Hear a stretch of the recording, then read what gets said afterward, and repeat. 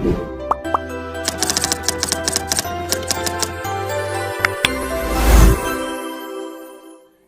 warahmatullahi wabarakatuh. Berjumpa kembali dalam podcast perdana Kanal Kalimantan hari ini, mengganti Kanal Kalimantan. Dan alhamdulillah hari ini hadir bersama kami Wali Kota Banjarbaru Bapak Aditya Muktiar Ardi. Waalaikumsalam warahmatullahi wabarakatuh. Pak, Bapak sehat ya?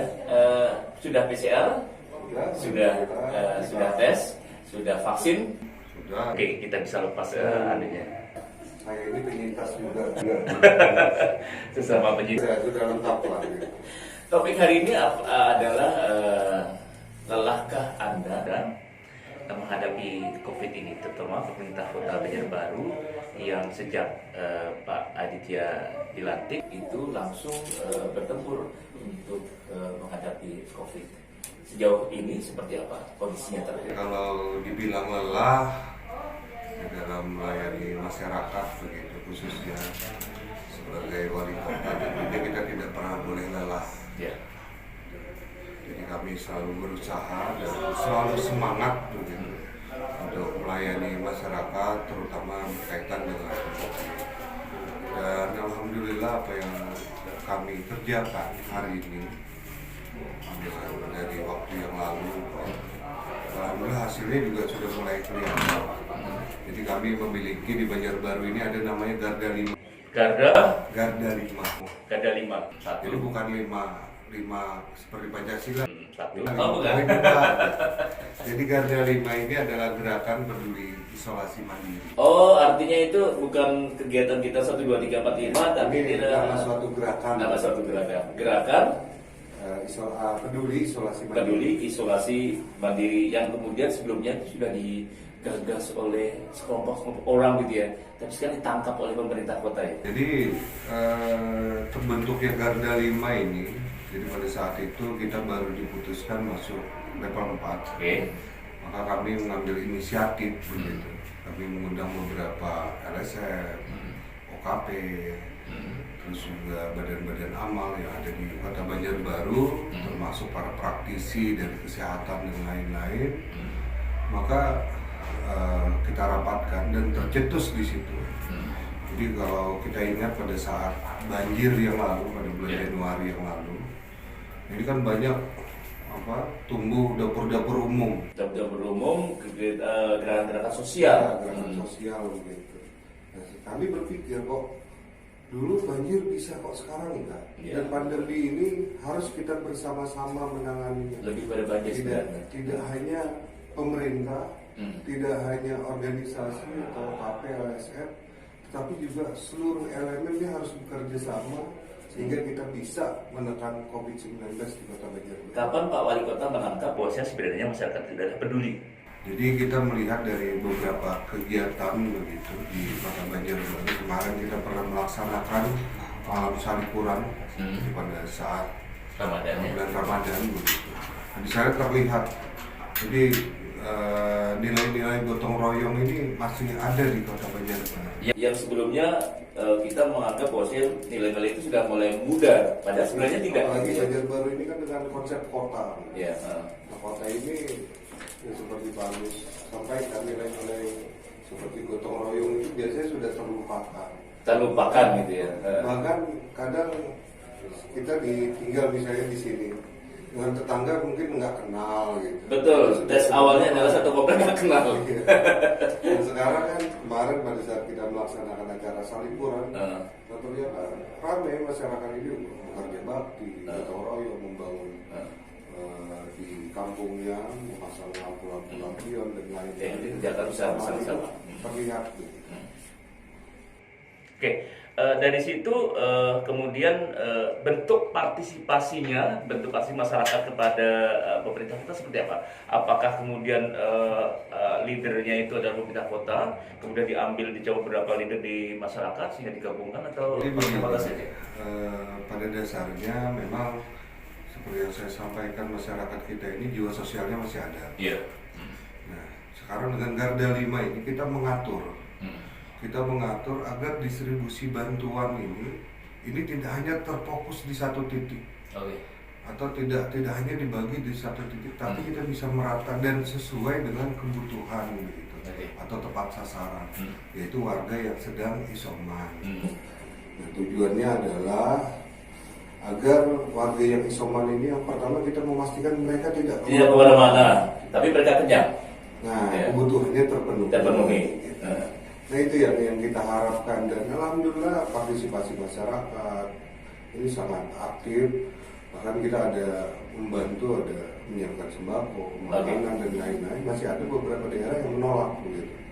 Pak, di sini RT saya ini yang membantu warga isoman ini tetangganya, Pak. Ini sudah berjalan gitu. Jadi tidak perlu lagi bantuan dari pemerintah, dari Garda 5 tidak perlu. Nah, kami cukup. Nah, itu masih ada di Banjarbaru. Oh, berarti ada tingkat peduli masyarakat terhadap lingkungannya, terhadap tetangganya itu masih ada tercipta. Nah, itu yang kita harapkan begitu. Dan memang kondisi COVID ini kan seperti apa ya, sisi mata uang.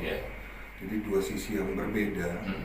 Dan pertama, kalau kita ingin memprioritaskan masalah kesehatannya, maka perekonomian akan hancur.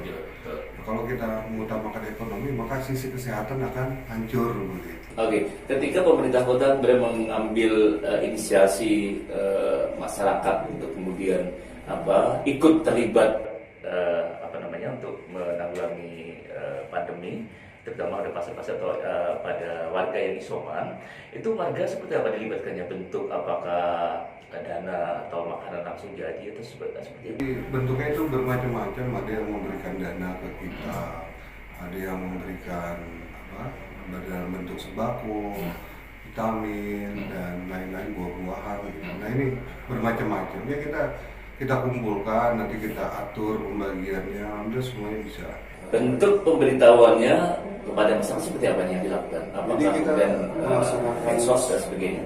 Sosialisasi itu baik melalui media-media termasuk media sosial kita laksanakan begitu. Di sana juga dicantumkan ada nomor hotline yang bisa dihubungi oleh masyarakat, sehingga apabila mereka sedang melaksanakan isoman atau terpapar COVID-19 bisa WA ke sana, hubungi di sana, maka yang pertama nanti akan datang bantuan-bantuan.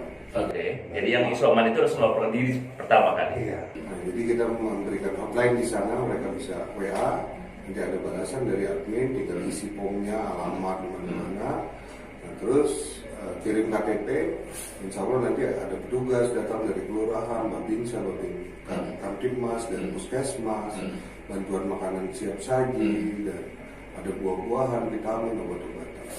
Pak, pertanyaannya apakah itu kemudian sampai mereka sembuh sampai 14 hari atau ada jatah tersendiri, misalnya hanya 10 hari atau tidak? Jadi selama mereka isoman itu kita kasih.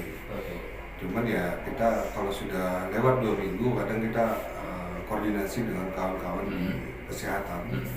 Jadi apakah yang bersangkutan ini masih positif atau negatif, gejalanya sudah hilang dan lain-lain. Ada perbedaan tersendiri ketika pemerintah dengan kondisinya seperti ini, tapi Bapak mengawalinya itu ketika lagi pandemi. Kemudian bagaimana dengan bidang-bidang lain selama ini? Saya jadi wali kota ini dengan begitu dilantik dengan ujian yang cukup berat. Sakit. Dilantik sudah ada masalah-masalah pasar, ada masalah pandemi dan lain-lain. Ya, menurut saya ini ujian yang harus dilalui. Kalau kita bisa melewati ujian ini, maka nilai kita juga pasti bagus begitu kan. Dan kalau kita tidak ada istilahnya itu, tidak ada nahkoda yang handal tanpa melewati arus atau gelombang yang besar. Orang-orang pada melihat Pak Ovi, Pak Aditya dibandingkan dengan bapaknya. Lebih ganteng anaknya. Ini bukan masalah fisik, Pak. Kalau ganteng beda umur. Perbandingan etos kerja, kemudian kemampuan, kemudian emosional, tentang emosional, kemudian dengan kualitas kerja. Kemudian orang pertama bisa nggak ya seperti bapaknya, seperti itu ya, bisa nggak seperti bapaknya si anak ini. Nah, ternyata orang-orang juga melihat ketika keberatan Pak Ovi ini, saya tidak mudah menilai tinggi ya, saya menilai sebagai kanal ini, bahwasanya Anda bisa kemudian langsung mensejajarkan seperti Bapak Pak Rudi Arifin, gubernur kita sebelumnya. Apakah kemudian ada pembelajaran khusus untuk ayah kepada anaknya untuk pemerintahan? Kalau pembelajaran khusus memang tidak ada, tapi kalau kita berdiskusi kadang saya sama bapak tuh kayak teman, Pak Agus tahu sendiri. Iya. Ini kadang seperti teman, apa ya kita bicarakan. Kadang saya minta masukan wajar, gitu. Karena beliau perannya sebagai orang tua. Iya. Yang kedua pengalaman pasti jauh. Betul. Dan beliau mantan birokrat dan beliau juga seorang politisi, begitu. Sedangkan saya kan seorang politisi aja, begitu. Anak politisi menjadi politisi.